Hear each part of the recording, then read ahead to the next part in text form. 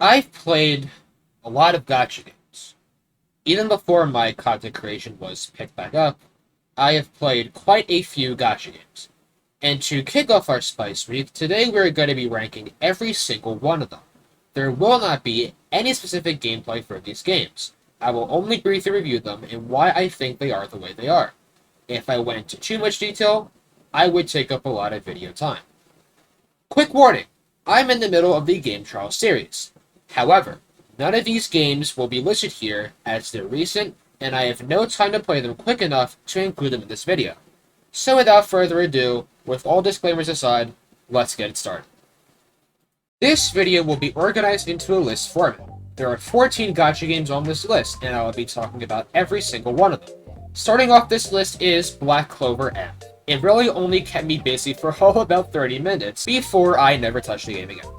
There wasn't much to this game. I dropped it so quickly because I didn't enjoy it too much.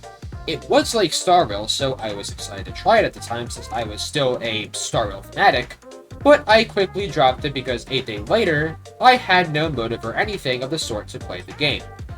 Tower Fantasy is next on the list, and I have some stuff to say. At first, I found this game to be very underrated. A full character customization system is something I've never seen in a gacha game before.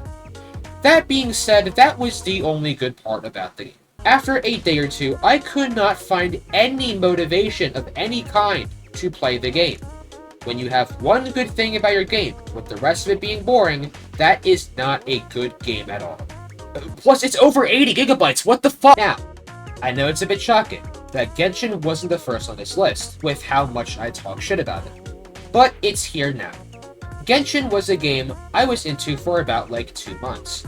I got sick of it after not getting a single 5-star once. The only 5-star I had was the MC you get at the start of the game. Since I chose the male, in my case it was Aether. Genshin is one of those games where I really wanted to like it. I kept trying and trying despite what I was hearing to really like this game.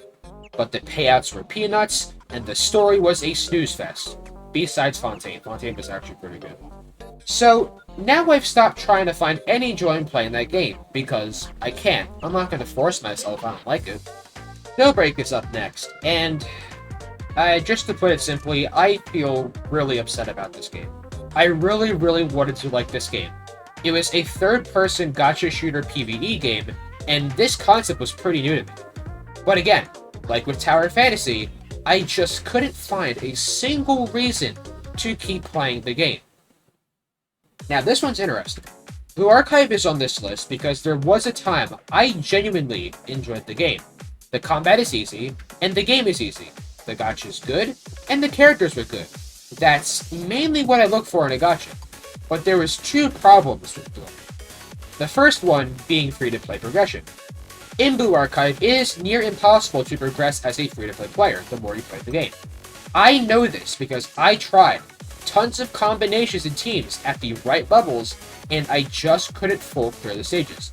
Now you might be like, oh, but you still cleared the stages. That's not the point. Guys, this is my ranking video. I like getting everything in the game, if I know it's possible. Since that game didn't meet my needs, I dropped it. Simply. Now, the second issue is the company it's run by, Nexon Games. A while back, one of their games called Maple Story had an issue where the drop rates weren't accurate, because they had been manipulated. Looking at stuff like this in the past convinced me to stop playing, because I did not want to support a company like that. Honkai Star Rail. I loved this game. It was great. I was good at it. I had lots of characters, and I just felt a connection playing this game. But when Amphareus released, I lost that motivation very quickly. No events, super boosted HP inflation, not to mention the fact that the story was longer than multiple Marvel movies at a time. I quit this game. And I'm glad I did. I struggled to find any reason to come back after Hoyoverse completely ruined one of my former favorite games. After trying to find that spark that kept me playing for 2 years straight, barely missing any days, even sick days where I was in the hospital, I quit the game. The negatives going forward on this list are going to get progressively less bad. they're not enough to make me hate the rest of the games on this list, unlike the ones I listed just now. So how about we switch the tone just a little bit? Starting off, Cookie Run Kingdom is quite the interesting game. It's a very simple game. Get cookies, get more cookies, and get more cookies. The designs were awesome, and I revisit the game every so often just to see how it's doing. Now, this game only had me quit because the game was hard to keep up with. Which isn't really a bad thing. I got most of the stuff I wanted eventually, and that's a good reason to keep people coming back. But if I had storage on my phone, or if the game had a safe PC port, which I just found out that it did, I would be playing more often. Oh, the Battle Cats. The Battle Cats is also a very interesting game. Every so often, I revisit the game when a major banner comes up. Recently, it was the Madoka Magica banner, which you returning viewers may already know. I love that series to death. Anyways, this game is interesting because of the gameplay loop. Yes, it's a bit annoying to progress, but the true charm of this game is the strategy aspect. You can struggle all you want, but if you have a proper strategy, anything is possible in this game. I figured that out quite a few times. Honkai Impact is a game I like to revisit every now and then because the combat is fun and the characters are fun to use. The only problem is the story is also too long in this game, but in this case it's excusable since the game isn't unplayable without its story. Plus there's actually a skip button, so just skip away at your own pace. AFK Journey is a very convenient game. It's not riveting in terms of gameplay loop, but they're extremely generous and they have content to keep you occupied. That's really all I have to say about that game. Magia Extended. Quite a solid game. They're decently generous and the stories are incredible because it's the Madoka Magica story. The game has a few flaws, but the meta is incredibly easy to keep up with, and the gameplay loop is so incredibly easy to keep up with as well. They take what Star Rail has and improves upon it a ton with how they did the quality of life for the combat. You could skip ultimates, you could skip pretty much anything. They also just recently added the PC port, so I'm playing this game a lot more. Anyways, right behind Magic etc. is Punishing Grey Raven. The combat is like Honkai Impact. The combat is like Honkai Impact, but more fun. And the story is like Honkai Impact, but much more condensed. Kuro also gives tons of stuff away. They give like tons of good units away just because they feel like it. We'll get back to that part about Kuro games in a little bit. But for now, Nikke is quite the game. It's the most fanservice-y out of this entire list. Trying this game as a joke, I return every so often because the anime girl caught my attention and now I won. And here's the funny thing. I can just get that character if I so wish it. The meta is extremely stagnant. So after getting the best teams, I started focusing on what characters I think look the hottest and I just swiped on it. Nikke is a game you can come back to after a year and return with tons of rewards waiting for you. They're that generous and that forgiving of a game. Now, the next two rankings are guaranteed to make some people angry. Wuthering Waves and Zenless Zone Zero. Just to clarify, these are, at the moment, the most fun gacha games I've ever played. It's just that one game suits my taste more than the other. So before I rank these games, please be sure to like the video and subscribe for more Gacha Gaming content. Now let's get into the top two. Unfortunately for the Kuro Games fans, Wuthering Waves is going to be the first one. It is a very close second place for a few reasons, which I will list now. First of all, the game is fun, but just barely my playstyle.